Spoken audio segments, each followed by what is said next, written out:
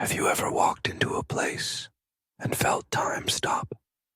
Not because of awe or nostalgia, but because something else was there, watching you, waiting for you to remember something you never should have forgotten.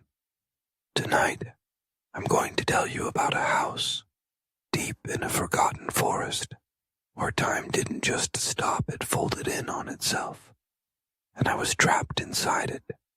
It started with a letter. No sender, no stamp. Just a thin, yellowed envelope slipped under my apartment door. Inside, an old photograph of a house I didn't recognize, and 5 words scribbled on the back.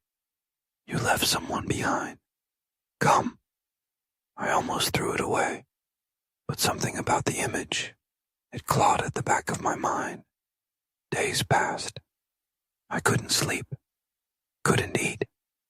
The house haunted me, and I hadn't even been there yet. Then one morning I woke up, standing at the edge of a forest I'd never seen before. No memory of how I got there, just one path leading into the trees, and the house waiting at the end. The house was wrong. It didn't look abandoned. No dust, no decay. But the silence inside was thick, like the house was holding its breath. Every clock was stuck at 9 a.m. Every mirror was covered with cloth. And yet, I heard footsteps upstairs, soft, careful, like someone didn't want to wake the house. I should have left, but the letter said I left someone behind, so I stayed. Each room was like a memory I didn't remember having. A bedroom with my old toys, a kitchen with photos of a family, with my face in them, but I was an only child. Then I saw her, a little girl around 7, wearing a red ribbon in her hair, standing at the top of the stairs. You came back, she whispered. I never left, I replied. She smiled, but her eyes were full of sorrow. She told me stories about the time man who comes at 3:13, how he steals time from people and traps them in the house. He feeds on forgotten memories, she said, and he never lets go.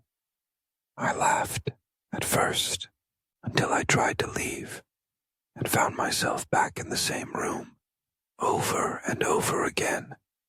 Then the clocks started ticking, only backwards. I wasn't aging. I was regressing, memories slipping like smoke. I begged the girl to help me. She took me to the attic, and there I found a mirror, not covered like the rest. Inside it, I saw myself younger, panicked, screaming silently. And behind me, the time man, a shadow in human shape. No face, just a crack where a mouth should be, smiling. The girl began to cry. You were my brother, she said. You promised you'd come back, but you forgot, and the house remembered. I dropped the mirror, and time shattered. Every moment I'd ever forgotten came rushing back. My sister's funeral, my parents' screams, the crash, the blood, the deal I made to forget. The house was never real. It was a cage built from guilt. And the time man, he was just my grief, made monstrous. But the house had fed on it for too long, and it wouldn't let go. I made one last choice. I told the girl, my sister, to run, to leave me behind. She smiled, hugged me, and vanished. And the clocks, finally, ticked forward.